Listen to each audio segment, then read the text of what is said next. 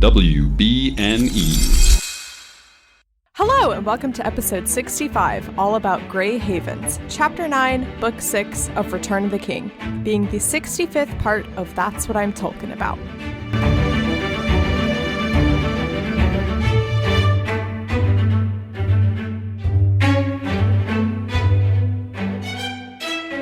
Hello, my name is Mary Clay. If that's too complicated for you, you can just call me MC. And today I'm joined by Casey once again of Hello From Elsewhere. Welcome, Casey. Hi. Hello. I'm so excited to be here. I know. Yeah. So listeners, if you don't remember way back when I started this thing, Casey was the first guest for the first chapter. And I asked him to come back on for the last chapter. Yeah, it feels like full circle. Yeah. It feels great.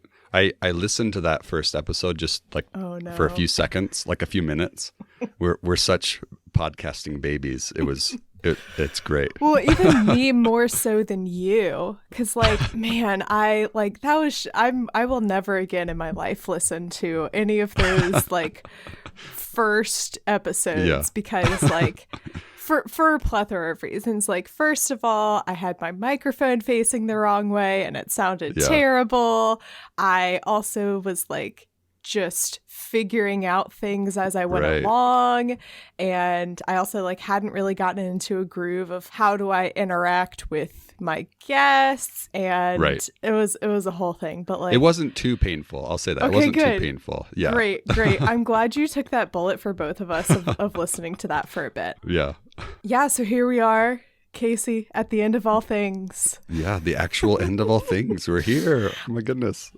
At the end, when I do my credits, I will also make an announcement about what is coming. What are the next steps for this podcast?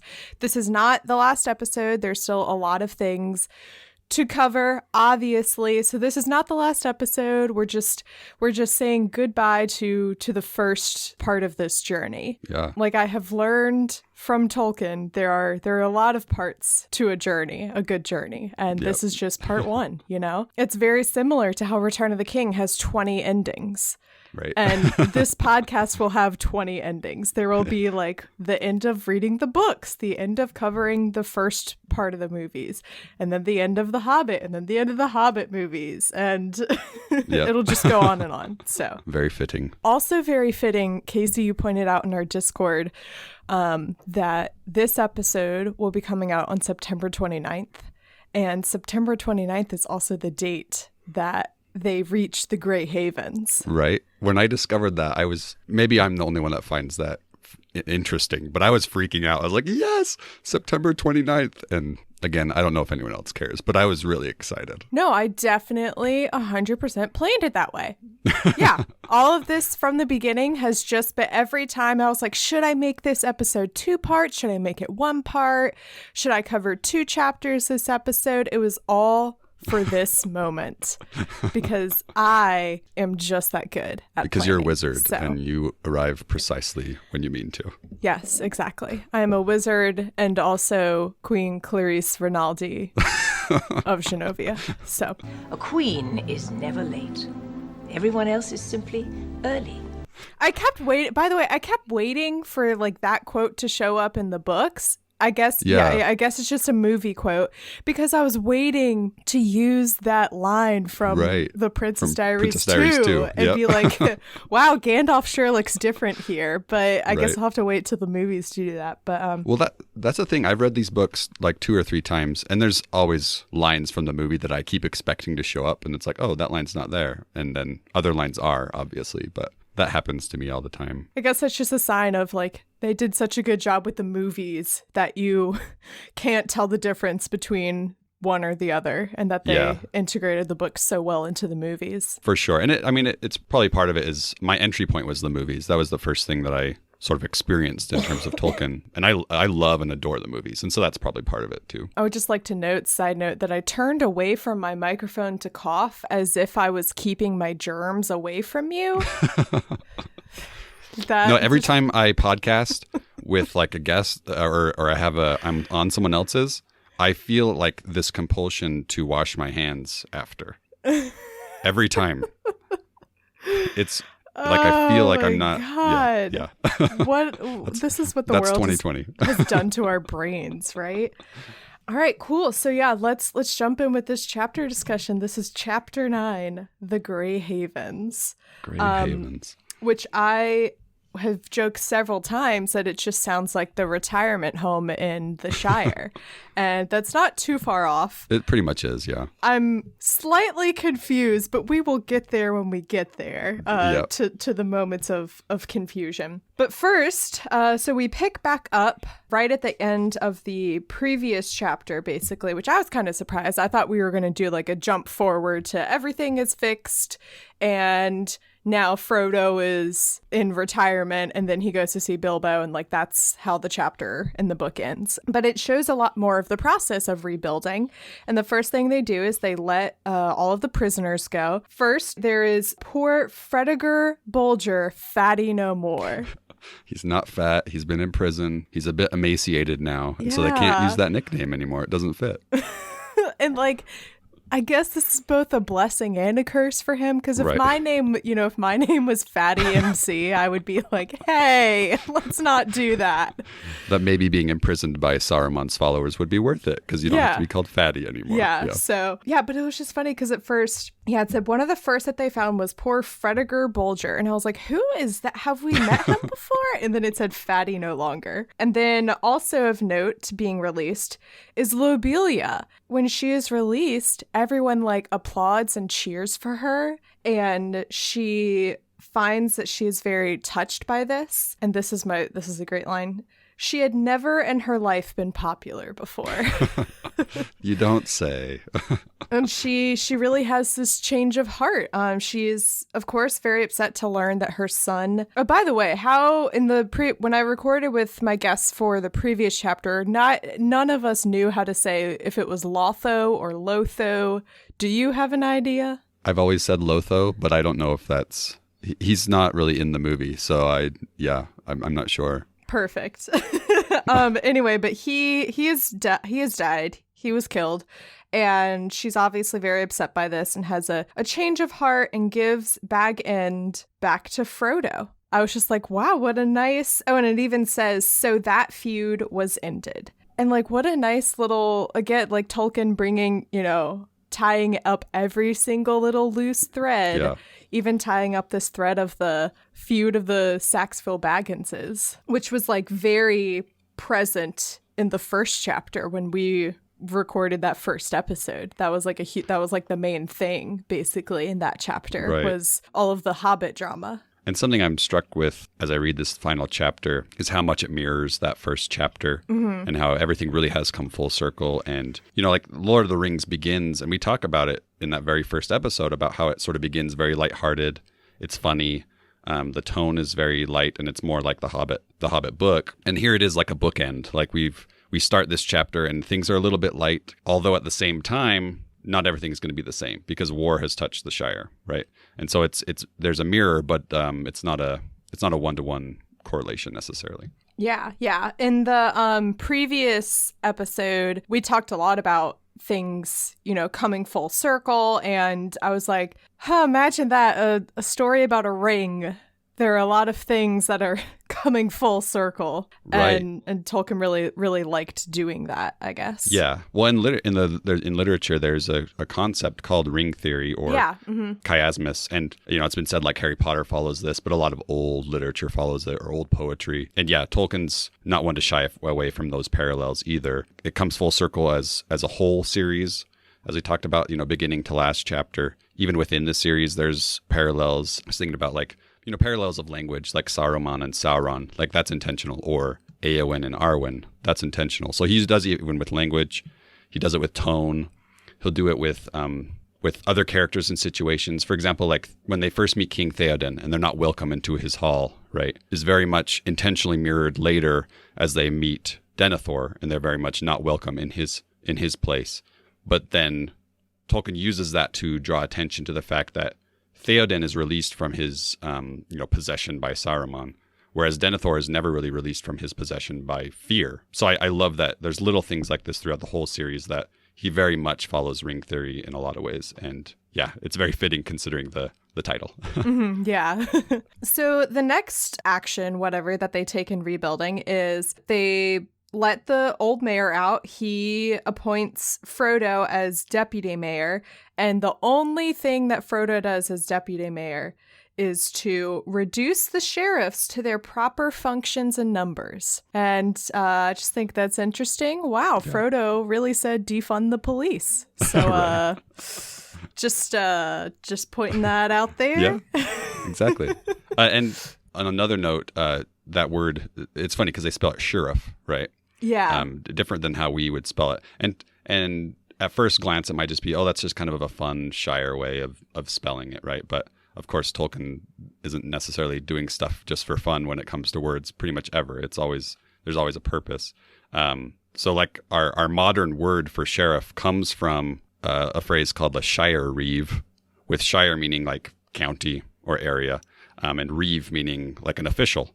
So it's literally here meaning, an official of the shire. And anyways, it's like Tolkien's version of like a linguistic pun that is not easily picked up upon necessarily, which he does often. See, this is why I love having you on, Casey, because I was like, oh yeah, that's just a funny Hobbit way of spelling sheriff. And then you come in with like, no, linguistically, it means X, Y, and Z. And I'm like, oh, wow, Tolkien. It just adds a lot more depth to all the work that he does. Also, fun fact, my city was once a shire. Really? Back in the day. That's amazing. I believe. My friend Bethany and former guest texted me and was like, why couldn't we have stayed a shire? I was like, I know. So just bring it back. Everyone just decide to build some hobbit holes and just make it happen. Yeah. We're going to be, you know what? We are in the midst of taking down a lot of monuments on Monument Avenue. And everyone's like, what do we put there? Hobbit holes. Perfect. Yeah. Or a statue of Fatty Bulger. Yes. Fatty no more. A before and after statue. That's They also work hard they completely get rid of any sign of the ruffians, as they call them, and Sharky. Which, by the way, Casey, just for your context, when like that whole chapter was, man, what a ride. I was shocked when it was Saruman. Like, I was legitimately like, what a plot twist. Right. Well, it's not a twist you expect this late in the story, right? And it was just funny because I was just like, well, I guess we've truly seen the last of Saruman. I guess not.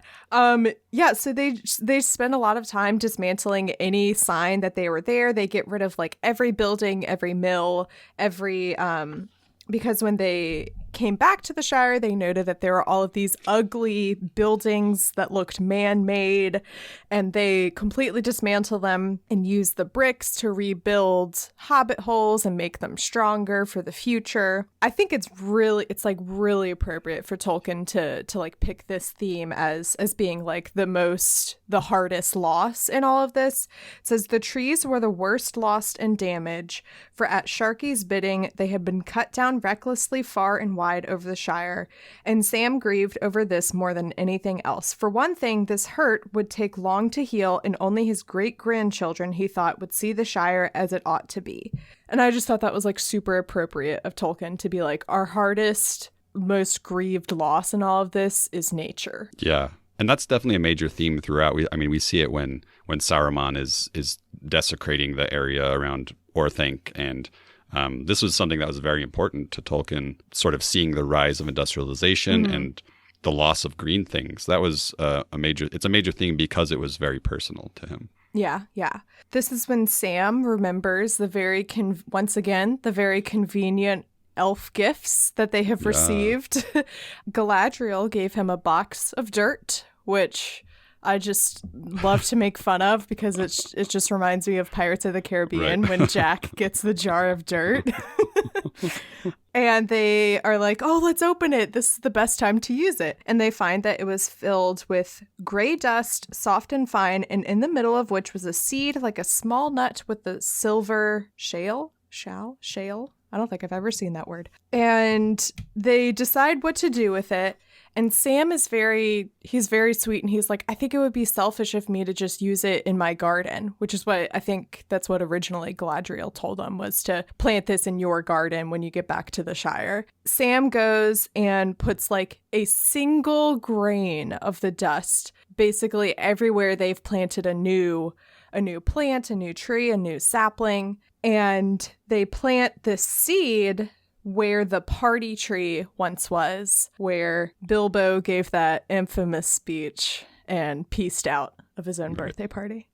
It's just like a testament to the elves' magic that just this single little grain of elf dirt is enough to rejuvenate basically the Shire. And in the spring, they find that everything is blooming way faster than they would have expected. And the seed that they planted is already growing. It says it had silver bark and long leaves and burst into golden flowers in April. It was indeed a Malorn.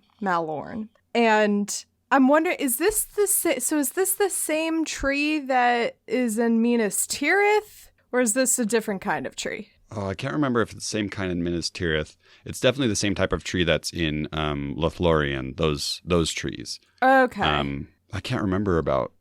It is a white tree, so it's possible. See, that's why I was like, because it mentions that this is the only one of its kind west of the mountains and east of the sea. And so I was like, oh, have the elves just been hanging on to one of these seeds to grow at the right time or something? But I guess if you're saying it's just like a kind of tree that grows in Lothlorien, I think that would make sense then. But yeah, just the fact that it mentioned that it had silver bark just kind of threw me off, because I was like, so is this the same tree that grows in Minas Tirith? That was a big deal for Aragorn when Gandalf was like, hey, I found a random baby tree. That's let me see, I'm gonna look this up. I think it's just the kind of tree that's in Lothlorien. Okay, that was what I thought, but yeah, I wasn't sure. Yeah, at least according to, what is this, TolkienGateway.net. Yeah. What's interesting, like on another note, I love this, that Sam is the one to become this basically super heroic gardener in the Shire, right? He's going all over the Shire and making sure that everything's growing well, because that was that daydream kind of vision that he had of how he would use the ring's power, was he was going to become this great gardener, if you remember. So I love that has true. Yeah. That has come true for him, but in a much more positive way, using the good elfin magic and not Sauron's power. Yeah. I guess you could say he's really getting back to his original roots. Aha! Hey, there we go. Yeah, because like that's all he was at the start of this journey, was like a very a humble gardener basically, and then now he's using his plant love to nourish the Shire once again and regrow it. It notes that this year is like one of the best years the Shire has seen. Everyone's having babies. All of the babies that are being born have this golden hair, which is not typical for hobbits, and they're very like thrown off by this, but that's okay. The harvest is great. There's tons of fruit being grown, and of course there's a lot of weed being grown again, which was a huge concern a couple chapters ago when we find out from Butterbird that the Shire hasn't been exporting leaf, and then we get to the Shire and they're all like, yeah, there's nothing to smoke anymore, and you're like, oh no, this isn't gonna fly for long. It says, I love this part, and no one was ill and everyone was pleased except those who had to mow the grass. Yeah. Which I can completely understand, because now the Shire is flourishing like they haven't seen any years before. And so people who have to mow the grass are working twice as hard now. Yeah. Yeah, and again, it's Tolkien returning to that same tone, that he kind of has this very specific tone of how he writes whenever we're in the Shire, and I love it, and I've missed it, Yeah. And it's also just great to note, because they've had, the previous year, they had so much to be upset and concerned about. And now the only concern is that there's so much grass to mow that it's a lot of work. And just a nice note of like, oh, everything's good again. Oh, and it also notes that it says the North Farthing barley was so fine that the beer of 1420 malt was long remembered and became a byword. And I love this part. Indeed, a generation later, one might hear an old gaffer in an inn, after a good pint of well-earned ale, put down his mug with a sigh. Ah, that was a proper 1420, that was. So it's all good now. It's all good times, except, however, Frodo has a dark day.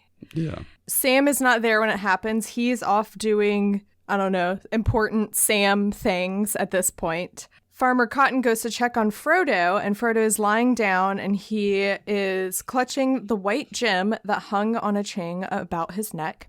And he says, "It is gone forever, and now all is dark and empty." And at first so it notes that this was, let's see, the 13th. I think this was in March. And so at first I was like, oh, was this the day that the ring was destroyed? And I was like, oh, that would be really, because later on, he once again feels the pain of the wound that he got from the ring wraiths on the day that it happened. And I was like, oh, that's interesting now that Frodo would have these days of darkness and would like feel the pain on the days that he was like most touched by darkness. And so I was like, oh, he's feeling... It is gone forever, and now all is dark and empty. And I was like, oh, he's talking about the ring being destroyed. But actually, when I was skimming the appendix, the timeline says that this was the day that he was poisoned by Shelob. And I was like, I mean, I'll accept that, but I would have liked it better if it had been the anniversary of the ring being destroyed. But okay, Tolkien. Right. Anyway, but I just think it's really interesting that this happens once again, because a couple chapters ago when this happened, when it was the anniversary of him getting stabbed by the ring wraiths, my guest and I talked about how this is very similar to a lot of people's journeys with mental health, and how there will be a lot of days where everything feels great and you're doing well, and then some days you wake up and it just doesn't, you just don't feel good. And I keep saying dark day. That word comes from Gilmore Girls. Yeah. Because Luke has a dark Luke's day. Dark day, yep. So that's just like... It's basically the same. Yeah. So like just an explanation for why I keep saying dark day. But anyway, yeah, so but Frodo just needs to go fishing and he'll be okay. Yes, perfect. Yeah, he just needs to go fishing. Just go off by himself and I'll fix it. Yeah, I think it's just great that Tolkien keeps coming back to this theme of like mental health is a very up and down journey for a lot of people, and that there are going to be a lot of up and down days. And this is Frodo having that, but that doesn't necessarily mean that there won't be good days again in the future, because the next line says the fit passed, and then Sam comes back, and Frodo doesn't need to he doesn't even think to mention that this happened, because there's lots of other things to do and talk about. They talk about like their future and Sam moving into Bag End and things like that. And so it's just another time that Tolkien comes back to this theme. Yeah. Well, and it's interesting too, because it's a way that he's connecting Frodo to Bilbo, and that the ring has affected both of them in similar ways. And I'm sorry, I keep harping it, but it is a parallel to that first bit of the story where we see that the ring has affected Bilbo in some way, and he does kind of have those ups and downs, especially because he's not wearing the ring all the time, but it's still affecting him. And it's the same way here that Frodo, he's been affected by the ring. He's basically sick from it, and even though the ring is destroyed, that's not going to completely go away. Mm-hmm. Also, talking about that connection that he has with Bilbo because of the ring. At first, I was also afraid. I was like, I kept waiting for there to be a moment in the previous chapter and this chapter where Frodo like feels a weight or something. He notes like feeling some kind of darkness, and then we find out that that's because that was the day that Bilbo died in Rivendell. I just kept waiting for that to happen, and so I'm really glad that didn't happen. But at first, when this happens, when he has this random day where he's sick and he's having this fit, as they call it, I was like, oh no, Bilbo's gone. Oh no. But we see him later on in the chapter. It's all good. So I'm really glad that Tolkien didn't go that route. Well, and this line is interesting that Frodo's like, he's saying it's gone forever and now all is dark and empty. And you think, well, why would he feel that way? Like the ring's destroyed. That's a good thing. But And I think part of Frodo feels that it's a good thing that the ring is gone. But we have to remember that Frodo didn't give up the ring willingly. Like, Yeah. Gollum had to destroy it, basically. And Bilbo was the same way. He didn't really want to give up the ring at the beginning. And so, yeah, again, it's those ups and downs that sometimes I'm sure Frodo's feeling great that weight is gone, but also remembering that it had a great effect on him to the point of he didn't want to destroy it. Yeah, it's definitely the part of him that's saying that is definitely the part that was affected by the ring. Also, just thinking about like how Frodo didn't willingly give up the ring to be destroyed. I was going through the spoiler channel on our Discord that we have for That's What I'm Talking About, which I have muted until now. And I went back and I know, I was really excited. Except for Casey was like, no, don't go. Like, I have something that I didn't want. And I was like, oh, too late. I already read it. And there were a couple things that people were saying about the movies that I just like skimmed over really quick and like didn't read those. But like several... It was like when I started Return of the King, the question I asked for people to answer was like, what's a moment that a character has done something that just made you really angry?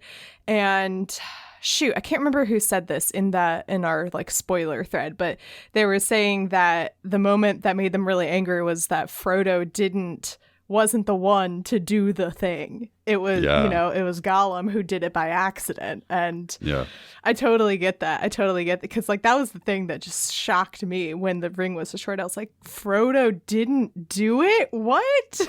Yeah, no, same. It shocked me. I mean, it still does. Every time I watch the movie or read the book, I'm like, oh yeah, dang, that's crazy. Yeah.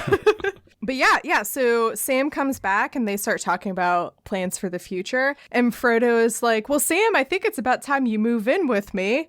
And Sam is just like such a... he really wants the best of both worlds because he's like, well, here's the thing. I really like Rose. I really like her and I want to marry her. But I also want to live with you, my best bud. And part of me is like, Tolkien was like, how can I have Frodo and Sam move in together and not have it be gay? Right. It feels... I know. I wrote down bisexual energy because I very much feel it at this point.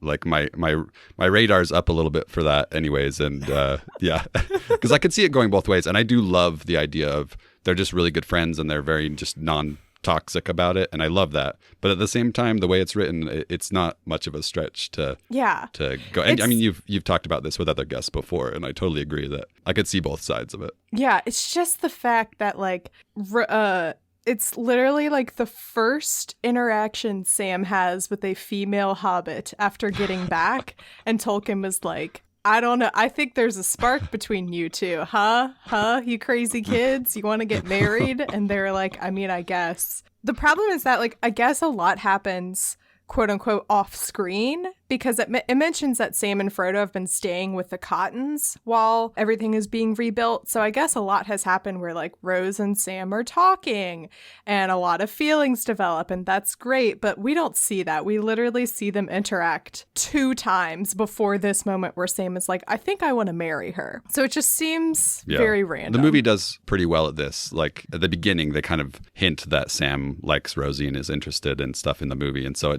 it's not quite as much of a shock by the end of the story because it was there all along. That being said, it is still more of a like relationship development than Arwen and Aragorn. Right. It's not as random as just Arwen showing up. It's the second time we've ever seen her. And then Elrond is like, all right, get married. Right. Well, I'm curious did you read that part in the appendix, the Aragorn and Arwen part? No, I hadn't read that part. I was just kind of flipping through and skimming it. Oh, I wouldn't.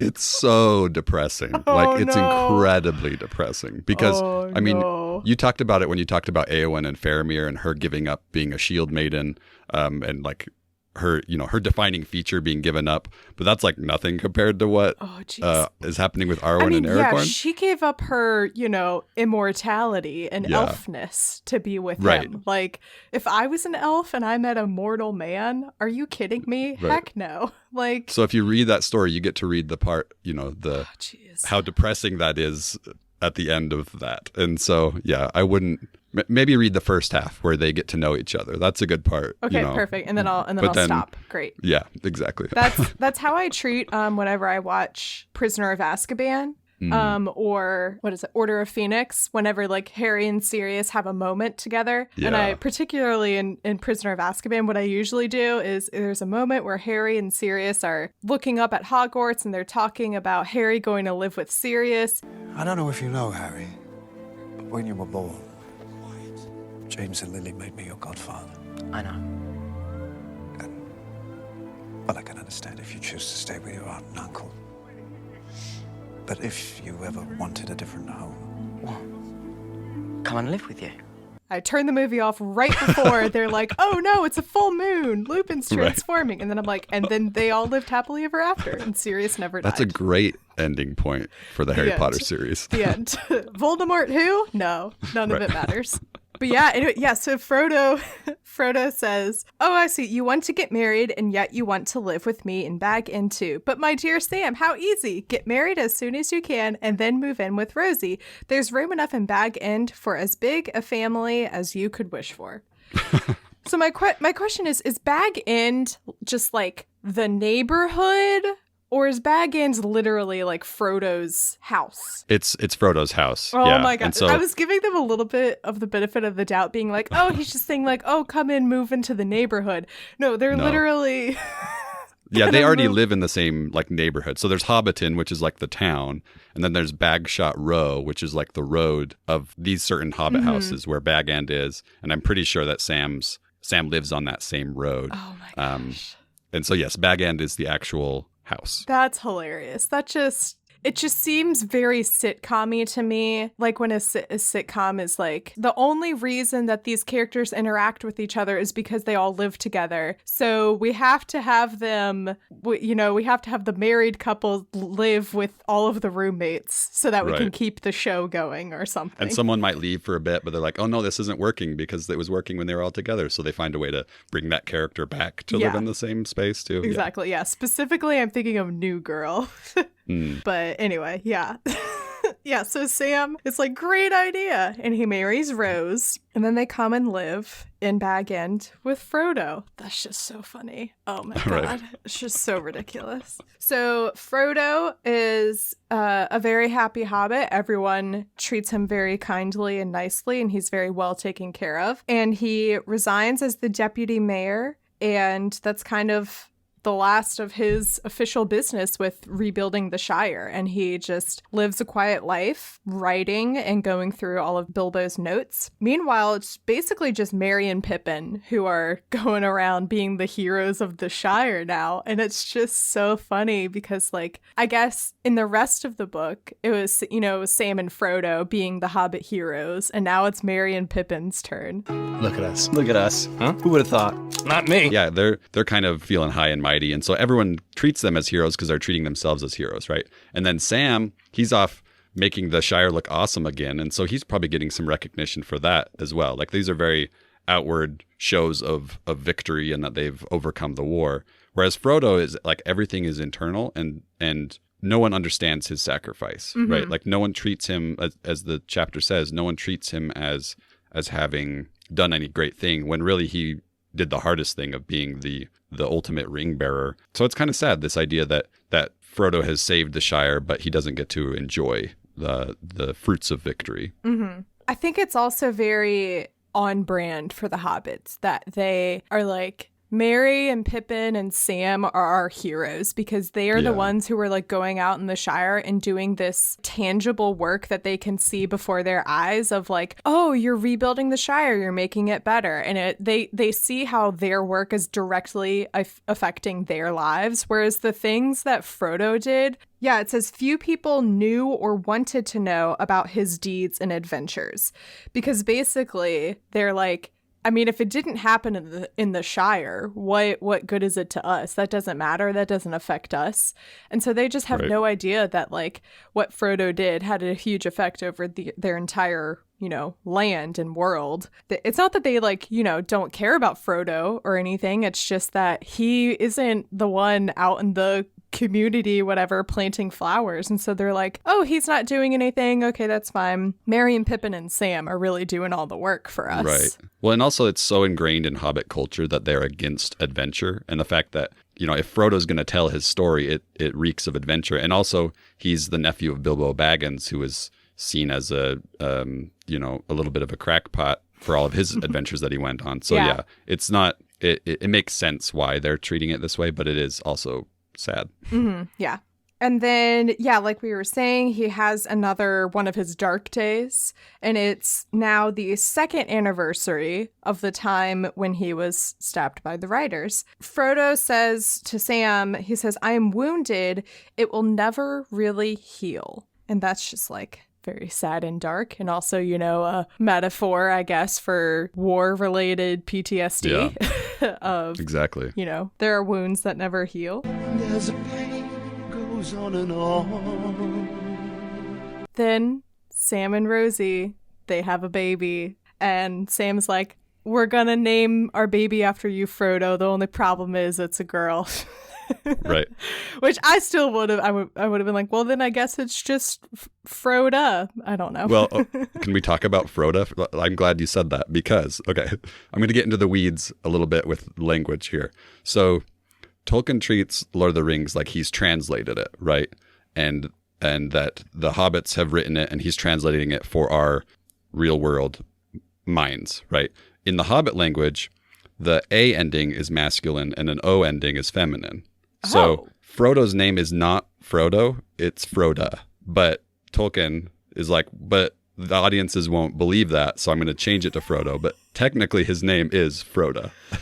God, just the amount of work that he put into this series. And like, you know, a part of it is just really amazing and you know, magnificent to think back on and be like, wow, he really put a lot of thought and energy and effort into this. And then at the same time, it's like, dude, I think you went a little bit too far. Like no one would have ever questioned, you know, oh, the hobbits technically wrote it. And so I had to translate it. And in order to translate it properly for our English minds, it's like, no, Tolkien, you don't need to go so hard into this. The hobbits wrote what we know that you wrote this story. Okay. We all know that Frodo and Bilbo are fictional characters and they didn't actually write this book. Like our suspension of disbelief, like he really firmly is like, I have to set up every little detail. Otherwise, their suspension of disbelief is just, it's not going to last. It's not going to make it. Anyway, so, and then Frodo's like, well, I mean, everyone here names their kids after flowers, so you could do that. Frodo thinks of, so my brain... it's just Eleanor. It's just a different spelling for okay. Eleanor. I wasn't sure.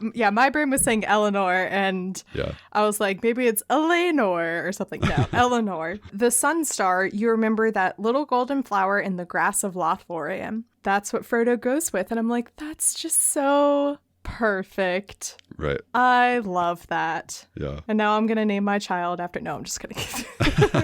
Oh, and then also... listeners, I should say, when I was sending out postcards to my patrons, which, by the way, you can still, whenever you sign up for the Tolkien About Patreon, you will receive a postcard. One of the characters on the card was Eleanor, and I decided to look it up thinking it was a Silmarillion character or something, and then it was Sam and Rose's daughter, and I had not gotten to this point in the story, and I was like, whoops. Oh well.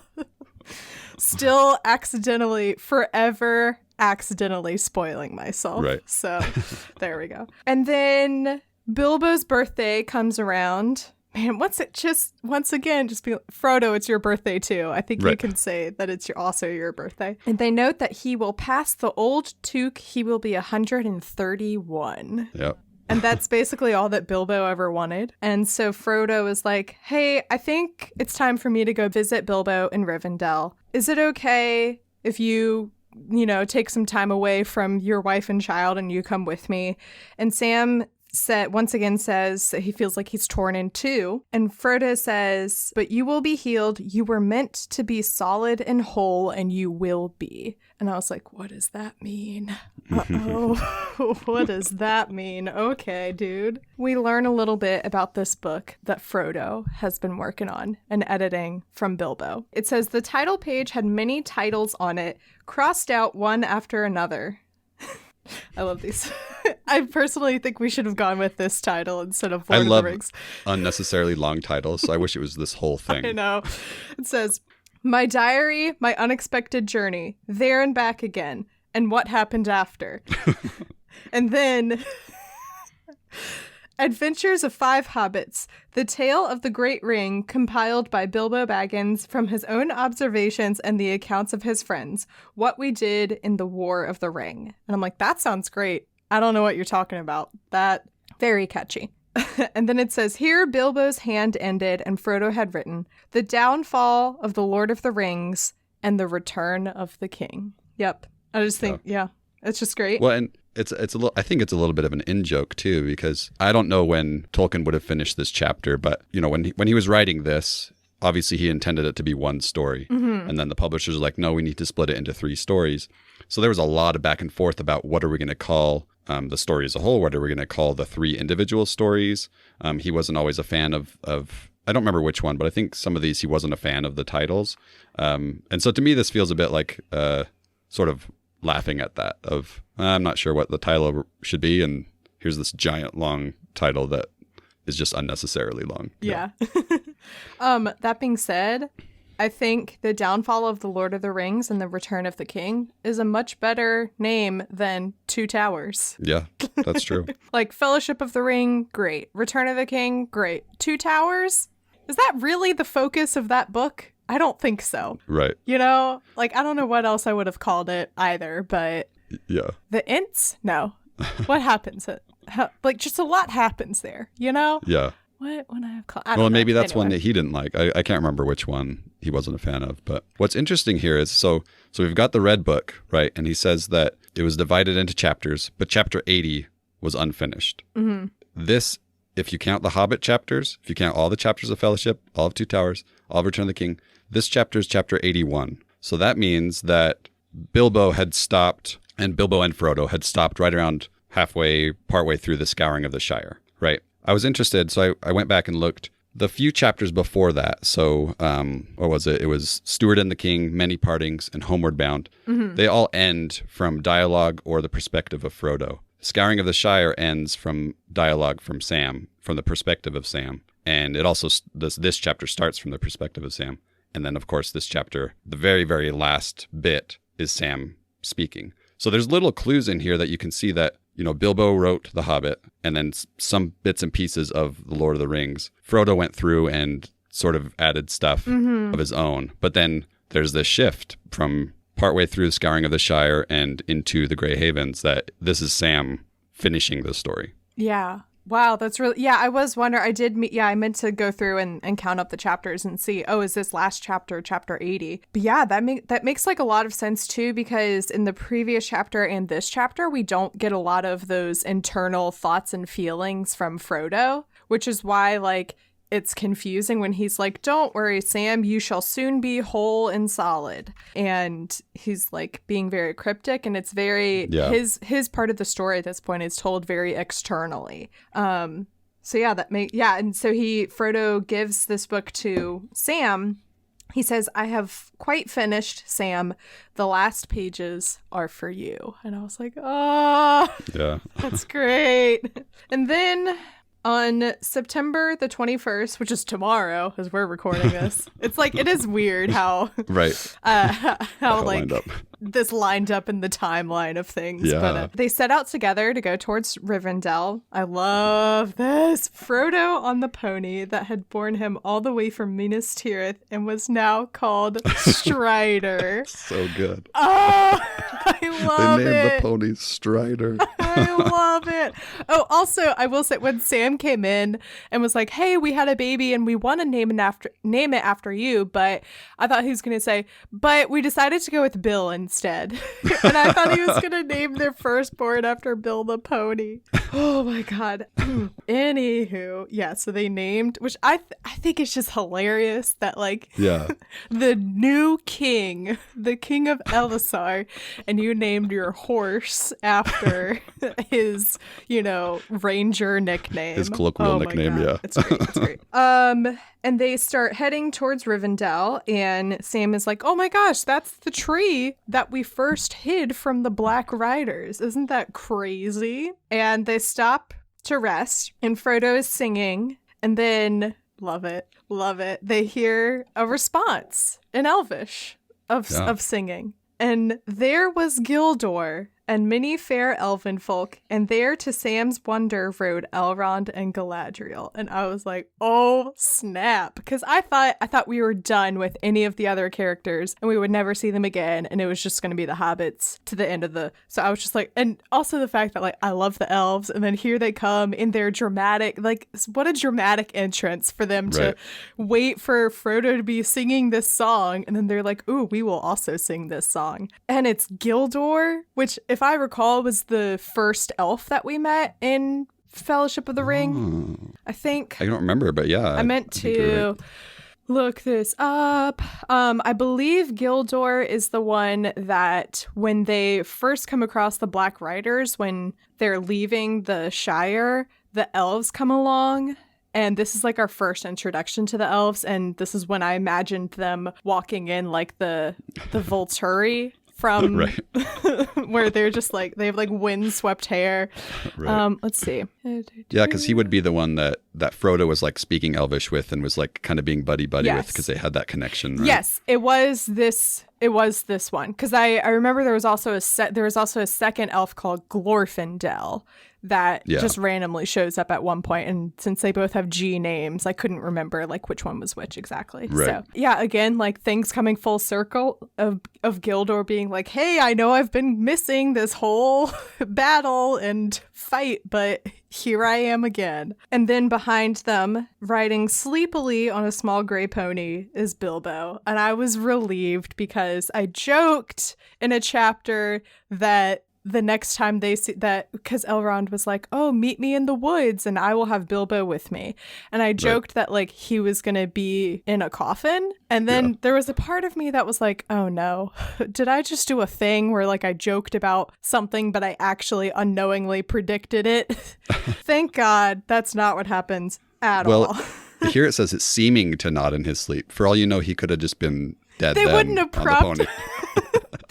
So seeming morbid. to not. That seeming is a God, that would have been so morbid. Which is why I was like, okay, I'm pretty sure he's alive, because I don't think the elves would be so morbid as to prop up his dead body on a horse and then have him just like bobbing through the woods. That's horrifying. As a way to trick Frodo into thinking that he's alive still. Good Lord. Right. I love here that we introduce Elrond and Galadriel, and Elrond's described as having a star on his forehead, and he has a silver harp in his hand, and Galadriel's robed all in glimmering white, like clouds about the moon. And then it's like, and Bilbo's just riding a skinny horse, kind of falling asleep behind them.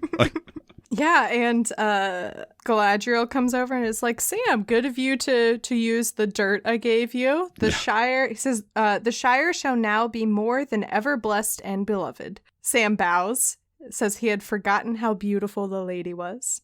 And then Bilbo wakes up.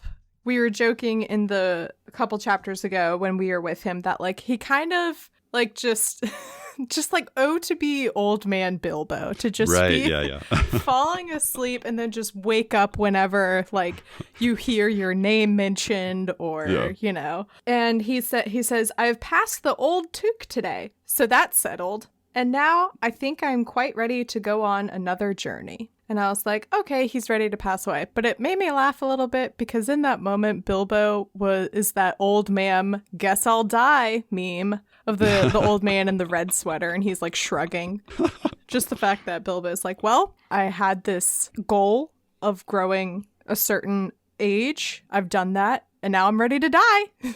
Like on the day. Not even like... you know, it's been a couple months. I think I'm ready to go now. No, he's like, well, that's settled. Time to die. Yeah, today's the day. Yeah. And then Frodo says, "Yes, I am coming. The ring bearers should go together."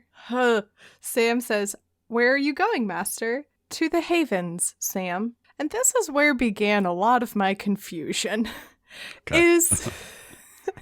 Is like death like a physical place in Middle Earth that people can just go to when they're ready No. to die? Is it No. like in The Good Place?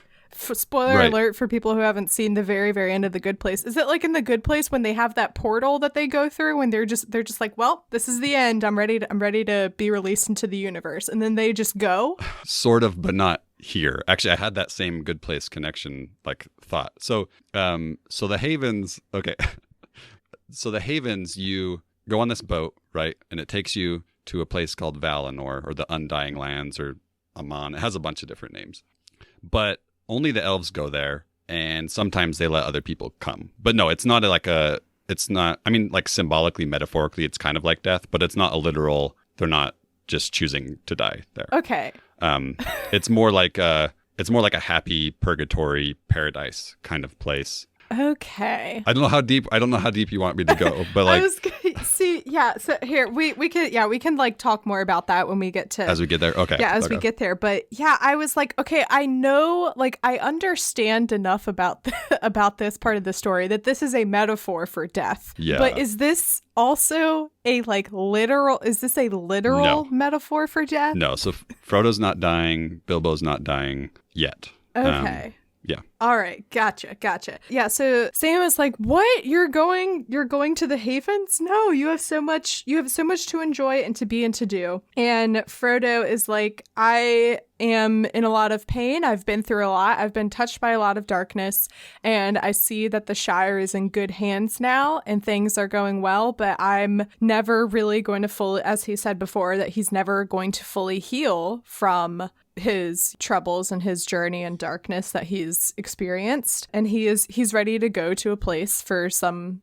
sort of rest." This is again a moment of confusion where I'm like, okay, so is Frodo clairvoyant now? Because he goes on with this beautiful, it's a very nice speech that he gives. He has a list of names, right? Yeah, that he gives to Sam, and he says that Sam is his heir. "All that I had and might have had, I leave to you.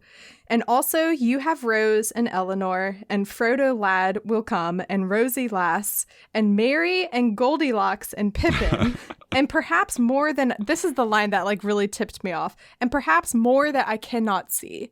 So the fact that he's like, I'm seeing that you were going to have 7 children, or how, I can't count, whatever. Right. And then he says, "Your hands and your wits will be needed everywhere. You will be the mayor, of course, as long as you want to be, and the most famous gardener in history. And you will read things out of the Red Book and keep alive the memory of the age that is gone, so that people will remember the great danger and so love their beloved land all the more. And that will keep you as busy and as happy as anyone can be as long as your part of the story goes on." So is Frodo clairvoyant, or... I think you could read it that way.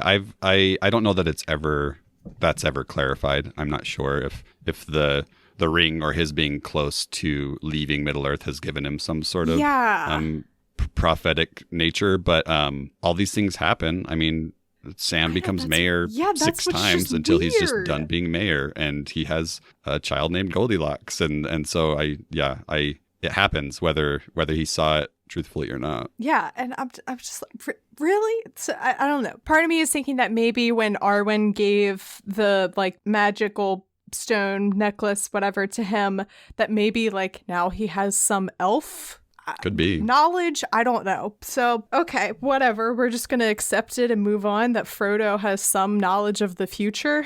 So they start going towards the Havens, as they call it. And it says, "With them went many elves of the high kindred who would no longer stay in Middle Earth."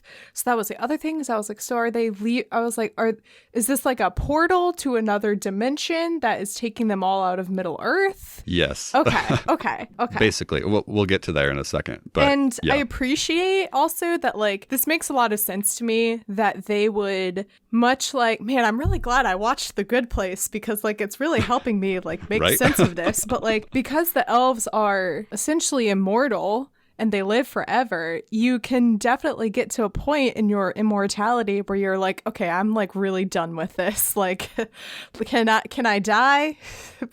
Is it time now? Right. So it makes sense that the elves would have come up with some kind of way to do something for the elves that are just ready. They're done with their lives and they're ready to move on to the next thing, whatever that is. Yeah, they came to the far downs and to the towers and looked on to the distant sea, and so they rode down at last to Mithlond, to the grey havens in the long firth of Lune. This ship comes forward out of the sea. All of these people start walking on the boat, and then a grey figure emerges. Who could that be? It's Gandalf. And I guess Gandalf is also ready to go through the portal, which I'm still kind of like, really, Gandalf? I think you're like one of two wizards. Who knows what happened to Radagast? Saruman's dead. I feel like I know you're ready to retire, but maybe you have some work to do with Aragorn still. I don't know, man.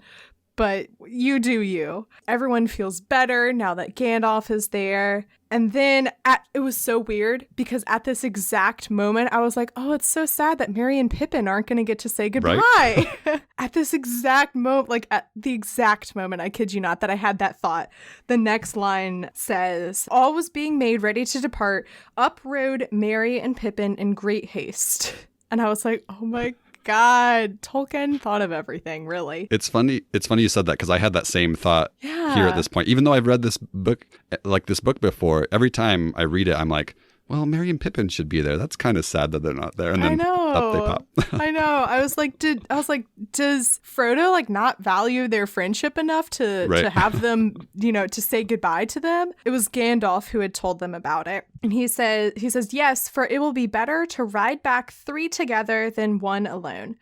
Well, here at last, dear friends, on the shores of the sea comes the end of our fellowship in Middle-earth. Go in peace. I will not say, do not weep. For not all tears are an evil. Oh, I love that line so much. Gandalf's such a good wise counselor. You know, all your feelings are valid. Mm-hmm. Yeah. Frodo says goodbye to Merry and Pippin and Sam, and he gets on the boat. He kisses them. That's important. He kisses them goodbye. Yes. He gets on the boat, and the boat slips away, and it says, the light of the glass of Galadriel that Frodo bore glimmered and was lost. On the boat, eventually, Frodo smelled a sweet fragrance on the air and heard the sound of singing that came over the water. And then it seemed to him that, as in his dream in the house of Bombadil, the grey rain curtain turned all to silver glass and was rolled back, and he beheld white shores and beyond them a far green country under a swift sunrise. And it's gorgeous. That was a moment where I was like, so did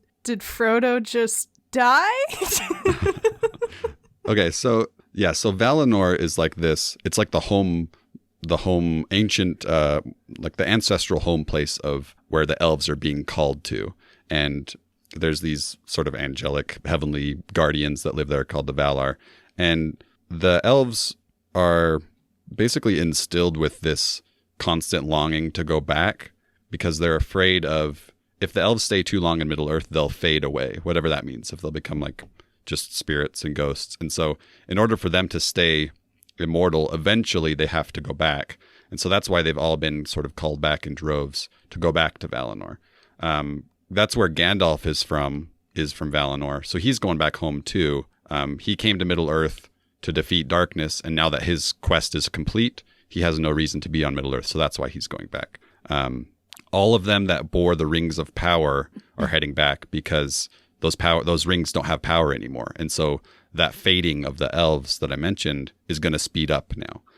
Once Sauron's ring was destroyed, those other rings lost their power. And that's why all 3 of them with the 3 great rings of power are introduced with their rings. Like that's intentional. It mentions when Galadriel's introduced here, she's wearing a ring. Yeah. Elrond's wearing the ring and Gandalf's wearing the ring. Yeah, I forgot to mention that. Yeah. So when Elrond is introduced, it says, upon his finger was a ring of gold with a great blue stone, Vilya, the mightiest of the 3.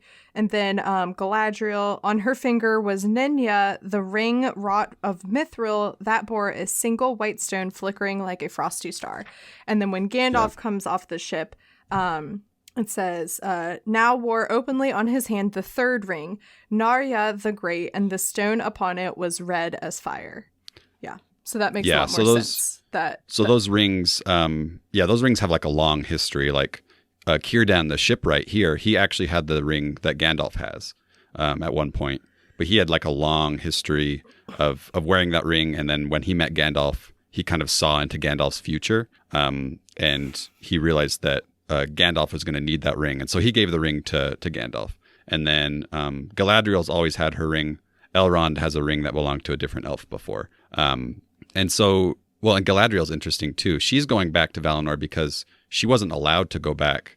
She was kind of exiled in a way, I guess. I don't fully understand it, but she's finally now allowed to go back. So they all have like their reasons for leaving. So Valinor's a really interesting place. So Middle Earth, it's kind of weird, but Middle Earth used to be flat long time ago. And then these people called the Númenóreans, they could sail to the island of Valinor, which was this like paradise place, but they weren't supposed to go there and try to take it over. And so the Valar shaped the earth to be round again.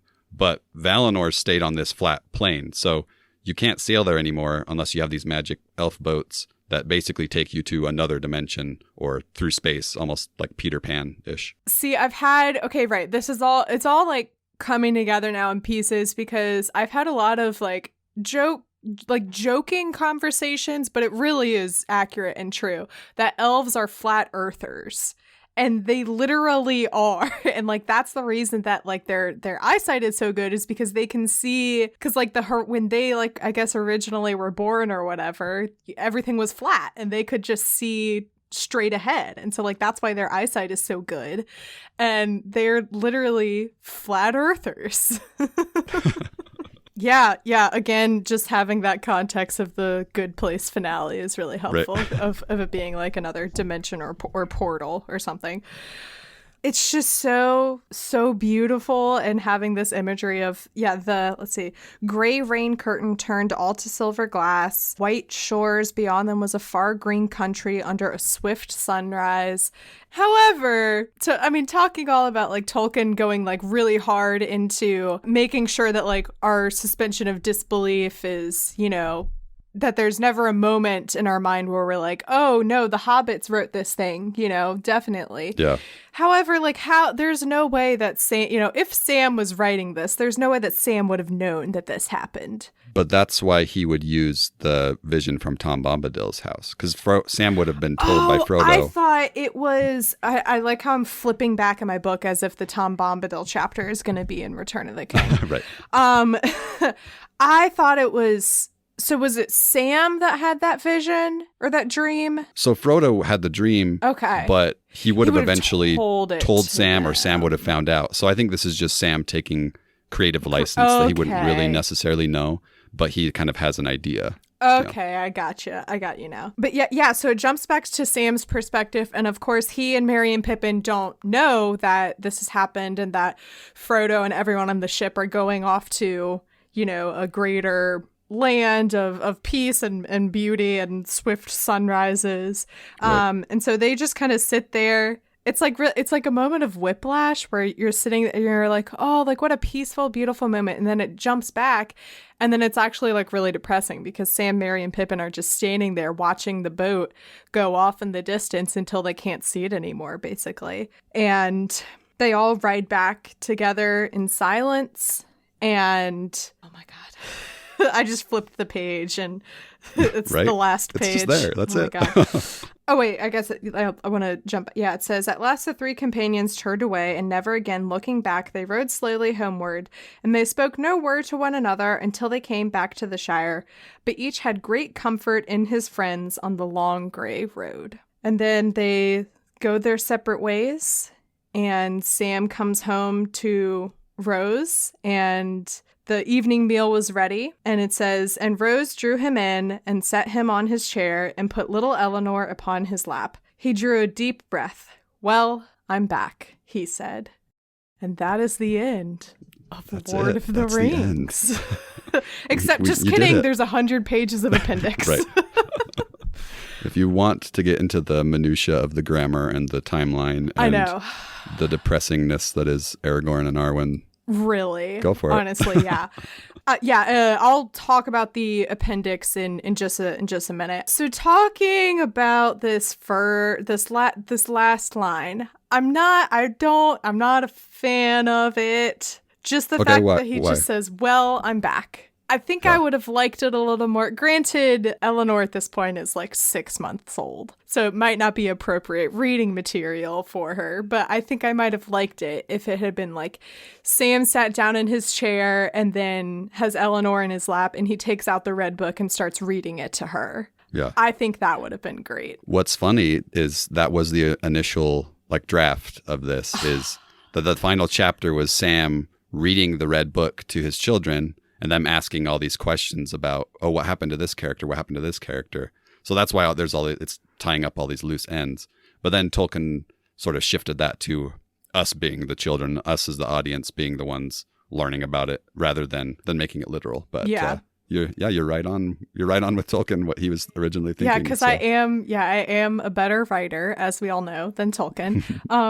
No, I don't know. It just kind of caught me off guard because it seems very much like Sam is about to say something else. Just like, well, I'm back. It just seems very, I don't know, non-climactic. Okay. And it just seems like a very strange way to end a 1,000-page book. I should mention my edition of the book, the last page is on page 1008. Yeah. The reason I like it, I think because it says he drew a deep breath. So to me, it's like, it's a big sigh of maybe some relief, but I think that it doesn't end. I think this is bittersweet. I think there's a bittersweetness to the way he's saying, well, I'm back. That it's, I've got this nice life, but he drew a deep breath. I think he misses Frodo. I think that there's bittersweetness to it. And I love bittersweet endings. And so I think that's part of it. Also, if you remember that Bilbo's title for The Hobbit is There and Back Again. So that word back is very specifically placed to sort of mirror that. Mm-hmm. But yeah, I can see what you're saying, that maybe there could be something a little more. I don't know. It just really threw me off. Oh, I wanna jump back real quick to earlier when Frodo was telling Sam and was like, "Don't worry, soon, like you deserve to be whole again," and to not because Sam kept saying that he felt like he was torn in two because he wanted to be with Frodo, but he also wanted to be with his family, and so when Frodo goes off to the good place, as I'll start calling it, he like. That's him. That's his way of being like, Sam, you will no longer have to choose between me and your family or whatever else you're doing in your life because I'm taking myself out of this picture. And you are free basically to go about your life and do lots of things in the future, which now getting into the appendix, I've gotten a lot of questions of if I'm going to cover the appendix on the podcast. I think right now my answer is no. Maybe farther in the future, if I'm really running out of stuff, I'll cover it. But I just don't think it would be fun or interesting to cover the appendix. There are some interesting parts of it, but like, where is it? There's an entire section where like Tolkien goes through the alphabet and is like, he says like, like consonants. C has always had the value of K, even before E and I. Celeb, C-E-L-E-B, silver, should be pronounced as Celeb. See, that's not fun for podcasting content. Yeah. There are some interesting things about like family trees in here and timelines. It is very helpful. So I was flipping through this after I finished the chapter and was like, there's an entire timeline of the books that lays everything out by month and day of like what happened. And it's like July the 4th, Boromir sets out from Minas Tirith. July the 10th, Gandalf is imprisoned in Orthanc. Let's see.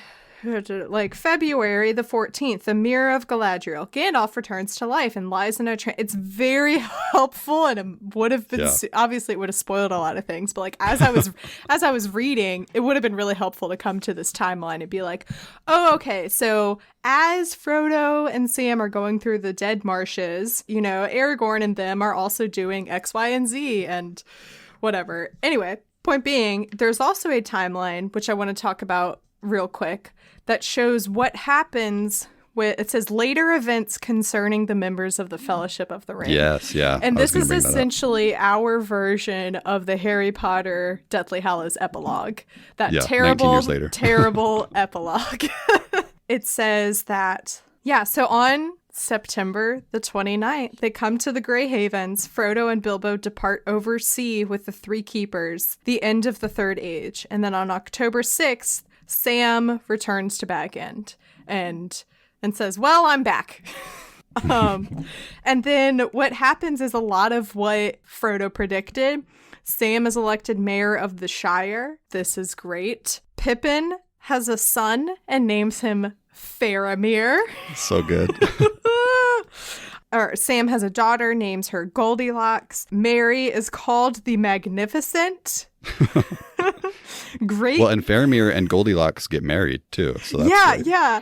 It's so great. Yeah. Sam is elected mayor again. He just keeps being elected mayor. Yeah, like 6 times, I think. Yeah. Eleanor is made a maid of honor to Queen Arwen. Where is it? Yeah. Faramir took Mary's Goldilocks, daughter of Samwise. I love this. Oh, 7th. He comes mayor 7 times. Okay. Yeah. Not 6. And then, 1541. In this year, on March 1st, came at last the passing of King Elisar.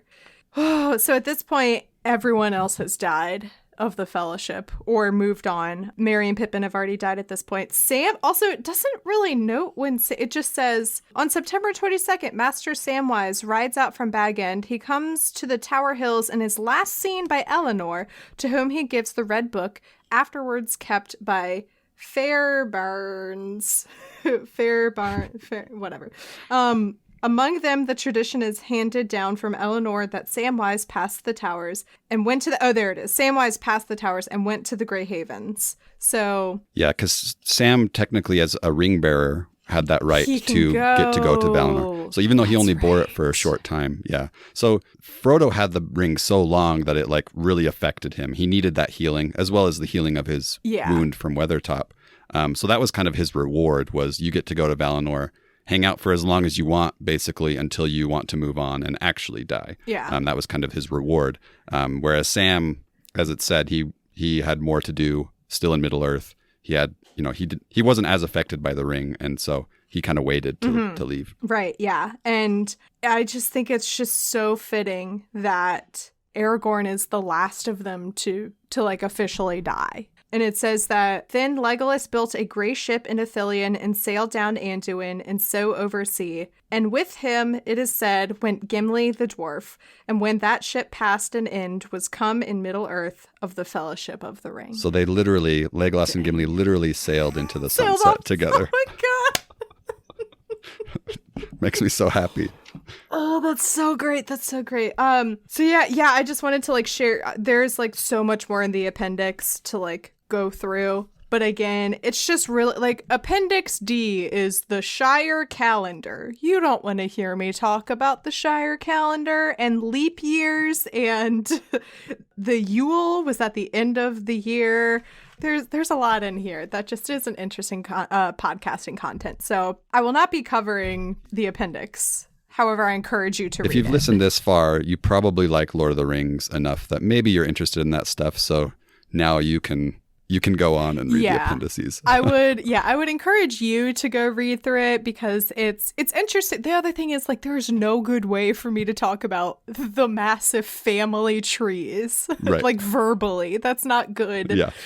Audio content there. So no, I won't be covering the appendix, but here's the game plan, listeners, for what's to come. Next week will be a special episode. It's kind of a way to separate the books and the movies, where I will be sharing former guest reactions, and I will also be hearing some of my listeners' reactions from you guys. If you want to share your reactions and thoughts and feelings with me about listening to me experience Lord of the Rings for the first time, you still have time to do that. The deadline is October 1st. That's this Thursday, and you can share your recording to tolkienaboutpod@gmail.com, and it will still have time to be included in that special episode that will be happening next week. But it'll be a special fun episode to kind of think back on how dumb I was and be like, man, I can't believe that you so accurately predicted your holes theory.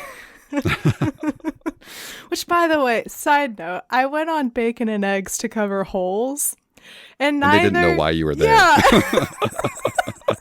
Neither Ethan nor Tyler questioned. They're like, yeah, the listeners wanted you to come on for this. I don't know why. It's just so random. And I'm like, I'm on this because I had this insane theory that I wouldn't let go of, that Return of the King, they were going to destroy the ring, like in the end of Holes, when Stanley carries Zero up the mountain. And that's exactly what happened. Oh my God.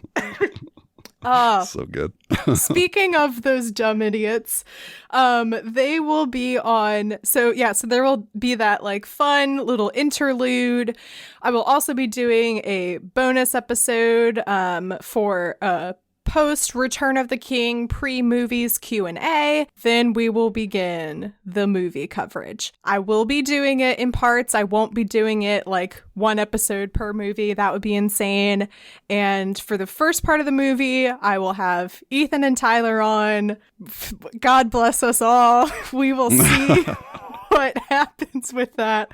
And that week should be a fun, if everything goes according to plan, it should be a fun crossover extravaganza, because they will also be covering the Lord of the Rings movies in full on Bacon and Eggs, like how they normally do. So the coverage of the movies, I will be doing it in parts. Those will be the theatrical editions.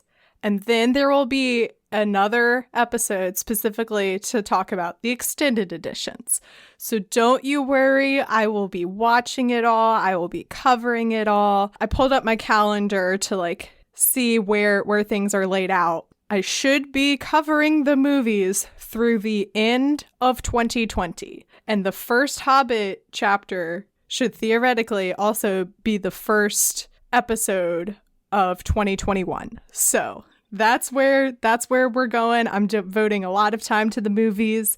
It might even be more, who knows, but get excited, start watching the movies, and it'll be a fun time. Oh my gosh. Yeah, so that's what's happening, listeners, with the next couple episodes. Like I said at the start of the episode, this isn't the end of That's What I'm Talking About. It's just the end of this journey. It's really weird for me because I'm not going to be reading Tolkien for several months now. Yeah. It's weird. Like, I've been reading him for the last year, more than a year. And now I'm like, what do I read?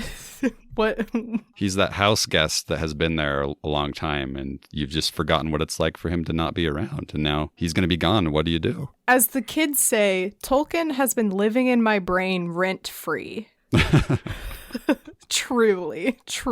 So, all right. So, Casey, what would you like to share with our audience? What do you have to plug? I co-host a podcast, Hello From Elsewhere, with my wife, Valerie. We talk about all kinds of pop culture stuff. We dive into the themes and symbolism of stuff and trivia, and we have a lot of fun. Sometimes we talk about Lord of the Rings. Sometimes it's Star Wars, Harry Potter, pretty much everything that we love. So check us out. Also, what's going to be fun for me is that now I can listen to Hello From Elsewhere without having that moment of panic where I have to leap across the room and pause it because on a recent episode, you guys were talking about, I think it might have been the episode where you were going through your favorite, your list of movie, picking one movie every year since you were born or since Valerie was born.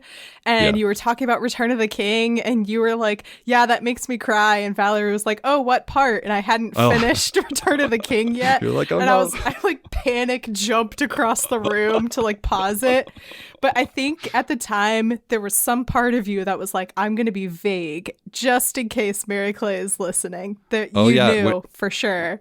Whenever we talk about Lord of the Rings, I'm fully aware. I'm like, Mary Clay might be listening. Also, we share listeners. So I'm like, I know there's some people going through Tolkien about that are, avoiding spoilers too. So now I can be a little free as well. Yeah. So that's great. What is something that you were enjoying that you would like to recommend to the listeners, whether it's a book, a movie, etc.?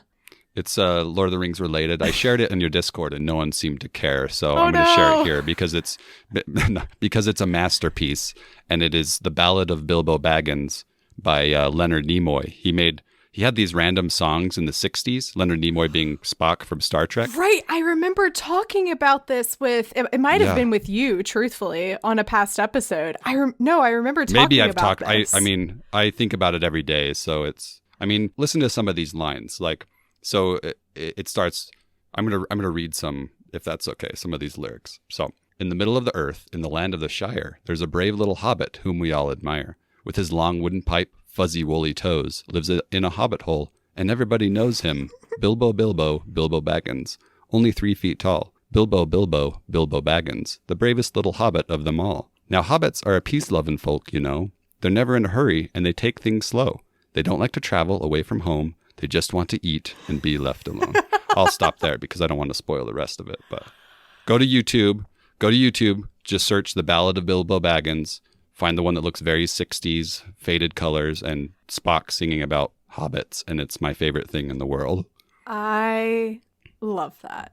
That's great. That's amazing. I will definitely I'll watch it once we finish the call. I'll watch it and then I'll go back in Discord and I'll I'll hype it up. And then everyone in Discord isn't going to know about that until 2 weeks from now when they listen to this episode. That's What I'm Talking About is a proud member of WB&E. You can learn more about the network by going to WB&E.org, where you will find all of our other awesome shows like Casey's show, Hello from Elsewhere, as well as our musical theater fan podcast, Sincerely Us. Dear listener, today's going to be a good day, and here's why. Because today we're headed to Broadway. Are we? Okay, maybe not, but we're talking about Broadway. I'm Becca. And I'm Eni, and we host Sincerely Us, a podcast for the casual musical theater fan. We discuss everything from strong female characters to Ben Platt to individual shows to Ben Platt to Act 1 finales and everything in between. We even have a few experts on to talk about their expertise in the realm of musical theater. It's an easygoing show for every theater fan. No experience required. Listen every Wednesday at WBNE.org or wherever you get podcasts. It's not a Disney fan cast, I promise. The cover art is by Graphite, aka Vaishon Brandon. You can support him on Instagram at graphite.vmb. You can find the podcast on Twitter and Instagram at TolkienAboutPod, and you can also join our Facebook group. You can find me on Twitter at MCWatsup and Instagram at MCTurndownForWhat.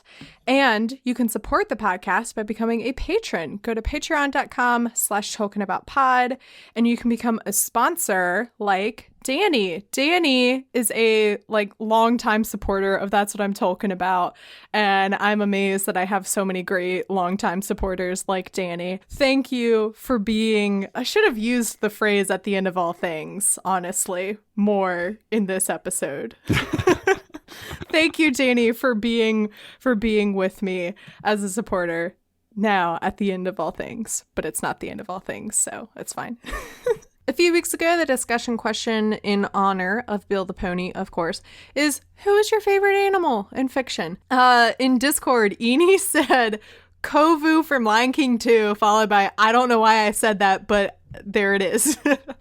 And Nora said Koshek from Welcome to Night Vale. Excellent answers. In our Facebook group, Amy said Toothless from How to Train Your Dragon. This is not surprising if you know Amy. Charlie said Perry the Platypus. Excellent. These are all excellent. And a lot of people said Pascal and Maximus from Tangled. And I want to share one of my favorites is Pabu from Legend of Korra, who is Bolin's fire ferret. Now that we're moving into the movie episodes, I'm going to put a pause on doing the discussion questions. I might bring these back once I start reading The Hobbit. We'll see. But that being said, I still like hearing from you guys each week on social media and getting to learn more about your preferences for movies and different fictional characters and books and whatnot. So I think I'll still try and come up with a way to ask a conversational question on social media, but just in a less formal way. So make sure you're following all the social medias if you liked the discussion questions. Also, if you have been listening all this time and you like what you're listening to, please rate and review on iTunes, especially leave a review, say something nice. I'm a narcissist. I like reading nice things about me. So just do that for me and I will love you forever, truthfully. All right, cool. All that being said, Casey, do you have any parting words for the audience? It is gone forever, and now all is dark and empty. That's not true, but that's what I'm talking about. Sorry to end on a low note there.